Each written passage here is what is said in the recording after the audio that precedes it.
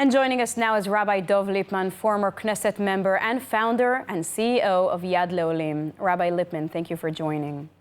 I'd like to discuss the current draft law. We have many international viewers who don't quite understand the source of conflict in this country, as this is an internal issue. Could you briefly explain what is this law, why is it being renewed, and why the conflict? Absolutely. So Israel has a mandatory draft law which says that every person, when they turn 18, they must serve in the military. But going back 75 years ago when the state was founded, there were religious communities that felt that they needed to have scholars who were, during these years especially, of ages 18 to 22, 25, that they would be immersed in studying religious texts, become the future rabbis and spiritual leaders of the country. So way back, David Ben-Gurion, the first prime minister, made a deal with the rabbinic leadership that there could be a few hundred young men who would get military exemptions so that they could study the Torah, the holy texts. But over the course of 75 years, those few hundred have now become over 70,000 young men that every single year are being exempt. And people have petitioned to the High Court in Israel saying this is unfair. There's a lack of equality here. Why should one population be serving in the military and others aren't? And for years, the Supreme Court in Israel has been requiring the Knesset to pass some kind of legislation that provides equality. It might not be drafting all of the ultra-Orthodox young men, but certainly higher numbers than we have at the moment. I'll just add, the recent war and the war we're involved with right now has really exacerbated the problem because we see that there is a lack of manpower in the army. We do see a need for more soldiers, so that has increased public pressure to try to get the Knesset to actually come to some kind of legislation that suffices the criteria of the court. That's a great explanation. Thank you. There seems to be a crisis in the coalition now over the renewal of this law. How do you foresee that this will impact the government and the political arena?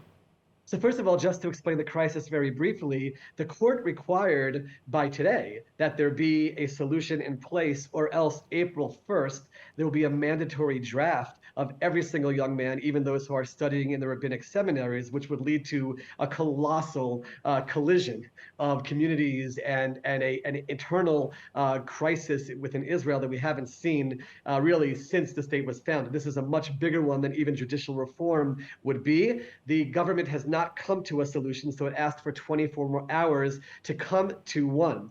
If they don't come to one, which suffices the court, and there will be a mandatory draft, the ultra-Orthodox parties will pull out of the government. That means that Netanyahu no longer has a governing majority, which means either he has to quickly put together some kind of an emergency government or elections will be called. So for everyone watching overseas, in the midst of this war against Hamas, we have an internal crisis which absolutely, if no solution is found, could lead to the toppling of the government and the initiation of new elections in Israel.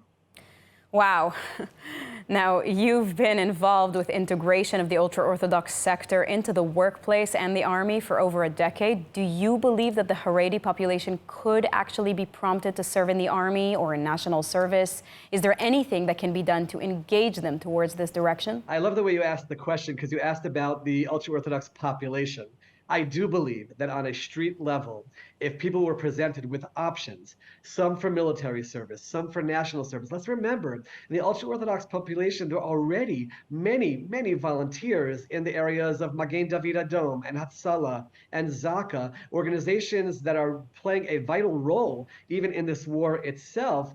Find ways for them to serve where it won't be in the army. Let me just explain for a moment. The concern about the army is you're taking them out of their religious institutions, and now all of a sudden they're thrust at a very young age suddenly into secular society. That's where the fear lies. So first of all, presenting other options for national service, but also in the military. We've worked hard to create units that are exclusively for the ultra-Orthodox, where they have study sessions every day and prayer sessions every day, and their sensitivity to the religious needs. So I do believe, working with the population, there are solutions that can be found. One of the problems is the political leadership, which seems to see their role as preserving the old way that things have been done and not willing to show any kind of compromise on this issue. So I do believe the population is open to it. I believe even many of the politicians are now open to it. We're going to have to see what happens over the course of the next few days and see if a solution can be found, or are we going to actually have a collapse of the government and a crisis in terms of